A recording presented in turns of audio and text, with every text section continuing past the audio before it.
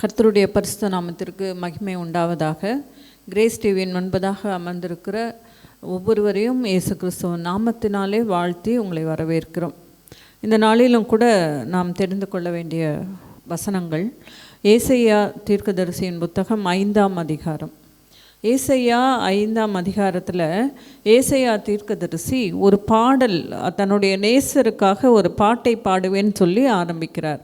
அந்த பாடலில் பார்த்திங்கன்னு சொன்னால் ஒரு தோட்டத்தை குறித்தும் அந்த தோட்டத்தின் எஜமானரை குறித்தும் அந்த இடத்துல கூறப்பட்டிருக்கிறது. நான் அந்த காரியங்களை உங்களுக்கு சொல்லுகிறேன். ஒரு எஜமானர், அதாவது நேசர், என் நேசர் தான் அந்த எஜமானர் அப்படின்னு ஏசாயா தீர்க்கதரிசி சொல்லியிருக்கிறார். அப்போது என் நேசர்னால் யார்? ஆண்டவராகிய தேவன் மட்டும்தான், கர்த்தரை தான் அவர் அந்த இடத்துல குறிப்பிடுகிறார். அந்த இடத்துல அவர் சொல்கிறாரு, என் நேசர் ஒரு திராட்சை தோட்டத்தை உருவாக்குகிறார். எப்படி ஒரு திராட்சை தோட்டத்தை உருவாக்கணும்னு சொன்னால், முதல்ல அந்த தோட்டத்தின் எல்லைகளை முதல்ல வேலி அடைத்து பாதுகாக்கணும். சுற்றிலும் அவர் வேலி அடைக்கிறார். அதில் நல்ல நற்குல திராட்சை செடிகள் அப்படின்னு இருக்குது, உயர் ரக திராட்சை செடிகள். அந்த செடிகளை அவங்க என்ன பண்ணுவாங்கன்னா அதை நட செய்வாங்க. அதற்கு தினமும் நீர் பாய்ச்சுறாரு, களை எடுக்கிறாரு. அதில் எந்த ஒரு களை செடிகளும் வராதபடிக்கு அதை பாதுகாக்கிறாங்க. அதுக்கு உரம் போடுகிறார்கள். ஒரு செடி வைக்கிறதுனா சாதாரண விஷயம் கிடையாது. ஏன்னா ஆடு மாடுகள் இடத்துலேருந்து அதை பாதுகாக்கணும். நிறைய காரியங்கள் இருக்குது. இது பார்த்திங்கன்னு சொன்னால் வில்லேஜில் இருக்கிற அநேகருக்கு தெரியும். ஒரு செடி வைத்து அதை விளைவித்து அதிலிருந்து பலனை அடைகிற வரைக்கும் எவ்வளவு போராட்டங்கள் உண்டு என்பதை விவசாயிகளுக்கெல்லாம் கூட நல்லா தெரியும் இல்லையா? அதே தான் இந்த இடத்துல அவர் சொல்லியிருக்கிறார். அந்த திராட்சை செடிகளை நட்டு, அது மட்டும் இல்லை, அதன் நடுவிலே, அந்த தோட்டத்துக்கு நடுவிலே ஒரு கோபுரத்தை நடுகிறார், ஒரு கோபுரத்தை உருவாக்குகிறாராம். ஏன் அப்படின்னு சொன்னால், அந்த கோபுரத்தின் மேலே நின்று சுற்றிலும் பார்ப்பாங்க.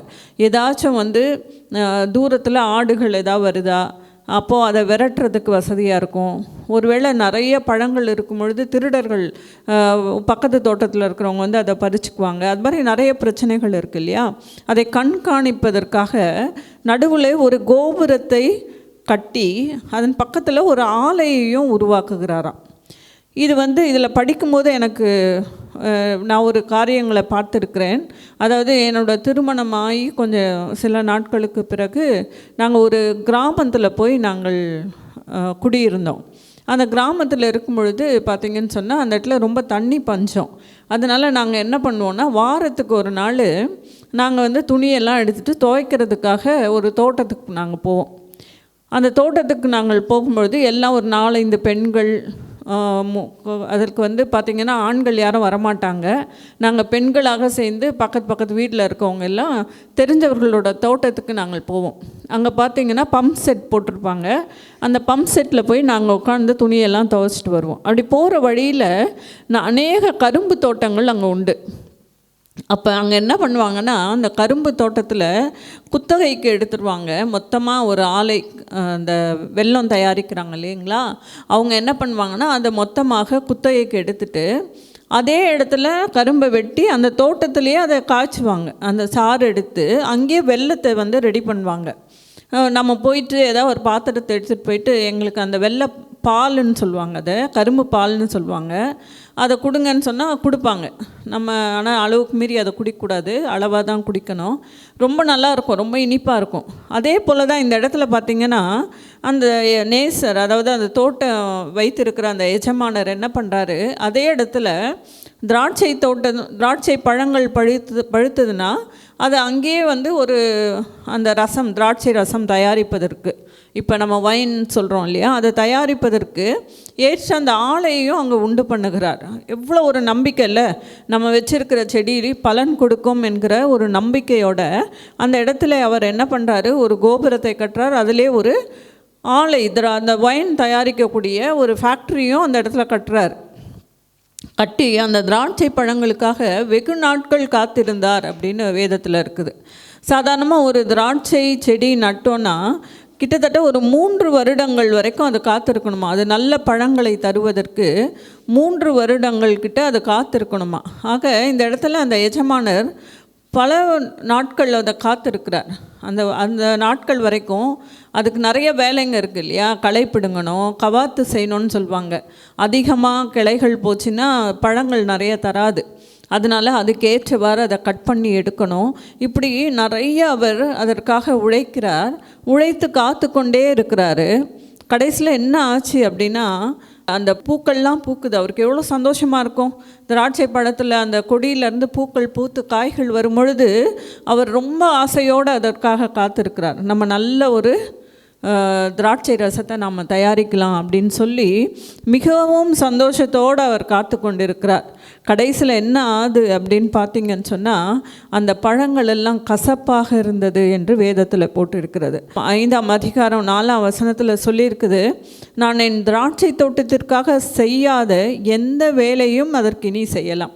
நான் எல்லாத்தையும் செஞ்சிட்டேனே, இன்னும் இதற்கு என்ன நான் செய்யணும்? எல்லா பாடுகளும் எல்லா கஷ்டங்களும் நான் பட்டுட்டேன்.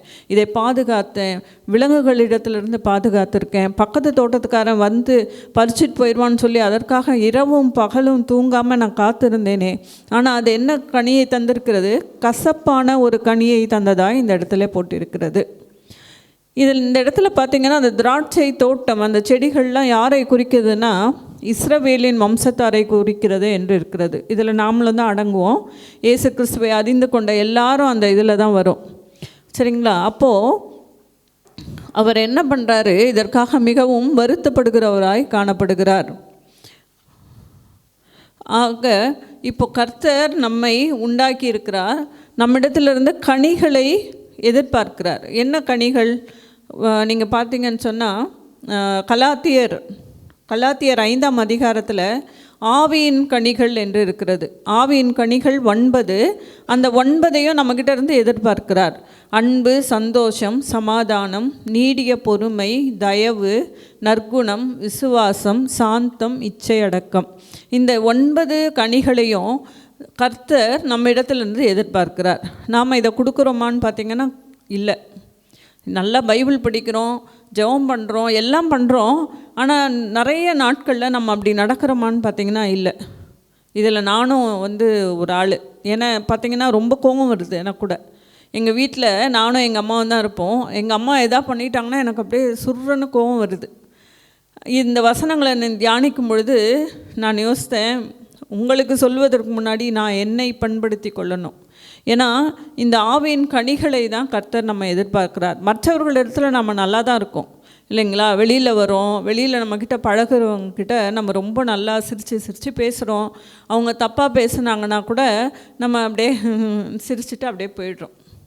இல்லை, கூட வேலை செய்கிறவங்க எதாவது பண்ணுவாங்க, ஏடாகூடமாக பண்ணுவாங்க. அந்த நேரத்தில் ஒன்றுமே செய்ய முடியாது, வாயை மூடிட்டு போயிடுறோம். ஆனால் இந்த கோவத்தெல்லாம் நம்ம எங்கே காட்டுறோம் பாருங்கள்? வீட்டில் தான் காட்டுறோம். இதே தான் அநேக கணவன்மார்கள் கூட அப்படி தான். ஆஃபீஸில் எம்டி எதாவது சொல்கிறாருன்னு வைங்களேன், அந்த இடத்துல அப்படியே தலையை ஆட்டிக்குவாங்க. ஒன்றும் பேச முடியாதுல்ல, பேசினா வேலை போயிடும். அதனால் பேசாமல் இருப்பாங்க. ஆனால் இந்த கோபம்லாம் எங்கே வரும்? வீட்டில் மனைவி ஒரு சின்னதாக எதுனா சொல்லியிருப்பாங்க, இப்போ அந்த பொருளை அதை கொஞ்சம் எடுத்து கொடுங்களேன் அப்படின்னா கோவம் வந்துடும்.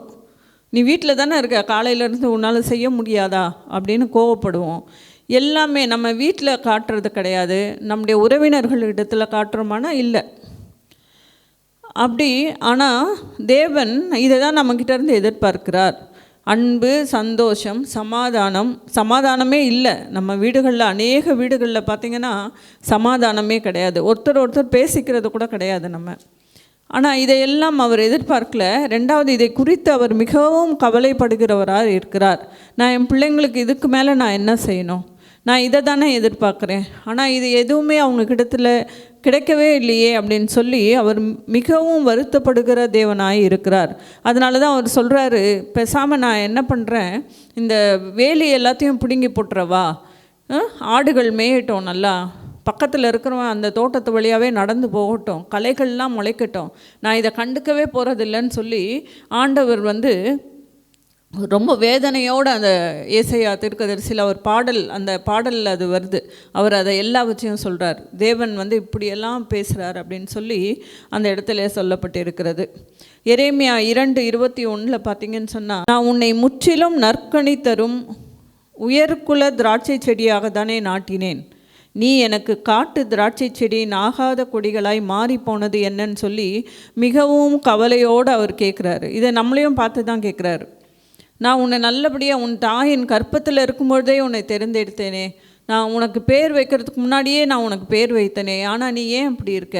உனக்காக நான் ரத்தம் சிந்தினேனே, நீ ஏன் இப்படி இருக்கேன்னு சொல்லி ஆண்டவர் நம்ம ஒவ்வொருவரையும் பார்த்து கேட்கிறவராக இருக்கிறார். இன்னொரு ஓமை கூட பார்த்திங்கன்னா, லூக்கா 13ஆம் அதிகாரத்தில் அத்தி மரத்து ஒரு தோட்டத்தின் திராட்சை தோட்டத்தின் நடுவில் ஒரு அத்தி மரம் வைத்திருக்கிறாங்க. ஒவ்வொரு தடவையும் அவர் வராரு, நல்லா செழிப்பாக இருக்குது அந்த மரம். ஒவ்வொரு தடவையும் இதில் காய் காய்த்திருக்குமான்னு பார்க்க வராரு. ஒரு தடவை கூட அங்கே காயே இல்லை. மிகவும் அவர் ரொம்ப மனம் வெறுத்து போகிறார். நான் இதுக்கு எல்லாம் பண்ணனே, எல்லா உரமும் போட்டேன், எல்லாம் பண்ணேன், இதுக்கு முக்கியத்துவம் தோட்டத்துக்கு நடுவில் வைத்திருக்கிறேன் இந்த அத்தி மரத்தை, ஆனால் கனியே கொடுக்கலையே, மற்ற செடிகளை விட இதை பாதுகாப்பாக நான் பார்த்தேனே, ஆனால் இதை எனக்கு கனி கொடுக்கலையேன்னு சொல்லி ரொம்ப வருத்தத்தோடு அந்த எஜமானர் தோட்டக்காரனை பார்த்து சொல்கிறாரு, நீ வெட்டியிருப்பா இதை அப்படிங்கிறார். இதை வெட்டிடு, 3 வருஷமாக நான் இதை பார்த்துக்கிட்டே இருக்கேன், ஒரு கனி கூட கொடுக்கவே இல்லை அப்படின்னு சொல்லி. இதே தான் நம்ம பார்த்து ஆண்டவரும் சொல்கிறாரு. அந்த தோட்டக்காரன் சொல்கிறாரு, இன்னும் 1 வருஷம் டைம் கொடுங்க, இன்னும் 1 வருஷம் டைம் கொடுங்க, அதுக்கு நான் நல்ல உரம் எருவெல்லாம் போட்டு நல்ல செழிப்பாக்கி அடுத்த வருஷம் கனி கொடுக்குதான்னு பார்ப்போன்னு சொல்லி. இந்த கிரேஸ் டைம் தான் நம்ம ஒவ்வொருத்தருக்கும் கடவுள் கொடுத்துக்கிட்டே இருக்கார். இன்னும் 1 வருஷம் கொடுக்கலாம், இன்னும் கொஞ்ச நாள் கொடுக்கலாம், இந்த மகனுக்கும் மகளுக்கும் இன்னும் கொஞ்ச நாள் கொடுக்கலாம், அப்போவாச்சும் இவங்க கனி கொடுப்பாங்களான்னு சொல்லி ஒவ்வொரு நாட்களும் ஆண்டவராக இயேசு கிறிஸ்து நம்மளை பார்த்து கொண்டே இருக்கிறார். நமக்கு டைம், அந்த கிரேஸ் பீரியட் இருக்குது பார்த்திங்களா, அதை கொடுத்துக்கிட்டே இருக்கார். இதை தான் லூக்காவில் சொல்லப்பட்டிருக்கிறது. அந்த ஓமையின் வழியாக நாம் தெரிந்து கொள்ள வேண்டிய அந்த ஒரு வசனம் என்னென்னா இதுதான்.